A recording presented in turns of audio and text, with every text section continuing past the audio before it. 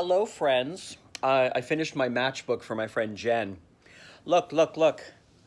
Oh, that's the front side with all its little glistening things I put all over it. And there's the back side. Oh, hi, Jen. I didn't bother putting oh hi on the side. I just covered it in peach color paper. So this is going to come to work tonight. I return. Yep, there's the front again. Hi, Jen. Um, I return tonight to that position. So I'll bring it with me and put it up on the landing where her little shrine is. And I need it there to keep her with me at the show while I'm at the show. So I'm going back tonight full time until the next thing happens or this person I'm covering comes back from their surgery. And I hope her surgery goes well. What else? Because it's, a cardboard matchbox full of matches that I took out because leaving a cardboard matchbox full of matches in a theater is probably a bad idea.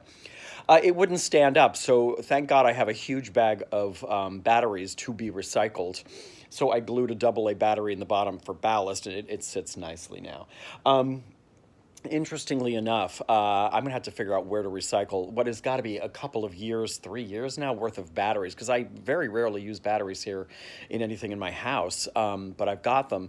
Used to be that at Broadway theaters you could easily recycle because back in the day, the mics that actors wear were almost this size. I mean, they were almost this big, not maybe a little shorter with a cord on it and the little antenna.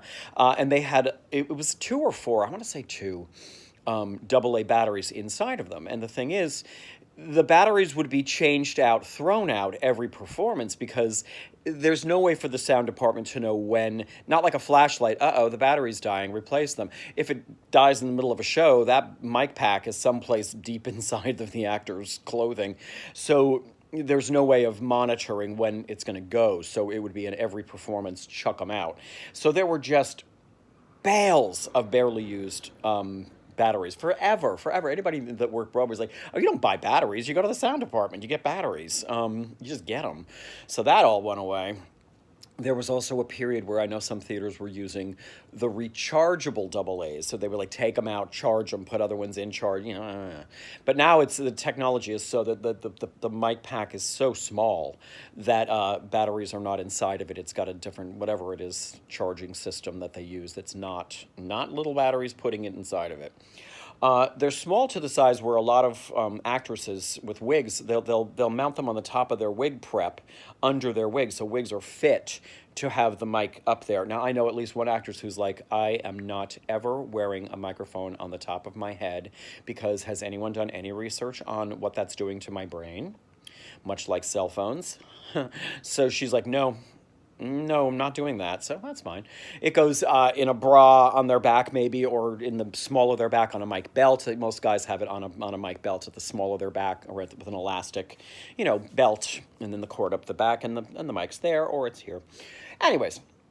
So that's your story about batteries. I have a ton of them, and I think I'll end up going checking with Actors Equity. They have the Broadway Green Alliance, which has been around for years, and a lot of the theaters have a green captain, someone who has taken the responsibility of, I'll keep track of our recycling, I'll keep people updated on things. There's, annual days of, if you have electric equipment and stuff you want to get rid of, this is the day to bring it to Times Square and we will recycle it properly.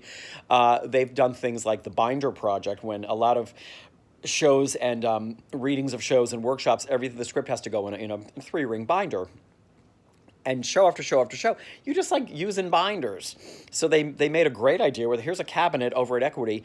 Bring your binders that you're not using here, and other people can come and just use those instead of buying more binders and throwing them out and stuff. So I also know there was a time they were collecting vases because God knows every Broadway theater has 100 vases hidden around it because flowers, vases. You need a vase, go in any Broadway theater and go under a sink in any dressing room. You'll find 3 of them. So anyways, I know batteries are probably still being collected and recycled properly through Broadway Green Alliance. So maybe one of these days, hell, they've been sitting in there for 3 years and I just got to use one of them. So anyways, in other news, little things to show you. Oh, look, once again today, I have tested negative. Little pink line next to the C, which I don't even know what that means. C, I'm negative, see?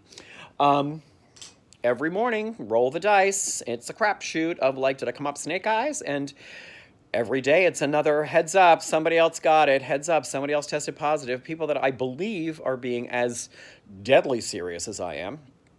And as I said, it's not that I fear for my health at this point. I am boosted. I'm vaccinated and boosted. I don't want to be out of work for 10 days or 5, depending on what the CDC says, and be the person that, and then I infected this one, that one, and that one in my theater while we were all wearing masks anyway. So, and because for my jobs, I have to test before I go in. So, all right, submit the results every morning, do the thing, wait, and it's anxiety causing, but let's see if we're still negative. I didn't do anything different today than yesterday or the day before. Okay, we're good. And then, submit that and blah, blah, blah, and then go to work with everybody else who hopefully is also negative and continuing to test that way. So there's your story. I'm going to bring my Matchbox for Jen to work tonight. And right now I'm going to take my ass to the gym. Oh, what other exciting... Sure, tell them, Billy. Tell them everything. I bought myself new jock straps. Yes, Peterbilts, like in the 50s. And I wash them because I don't people that get underwear and T-shirts and stuff, I just put them on. Oh, I don't know who touched that wear around the world. I'm not just putting that shit on. You got to wash it. Oh. Anyways, wash them. And I put one of my new jock straps on today. I was like, oh, is that how firm it's supposed to hold everything? I can shake it, honey. Nothing's going anywhere. And I'm like, I guess it was really time to replace those other ones, huh? Oh. Anyways, well, there's too much information for a Wednesday. Okay, now goodbye.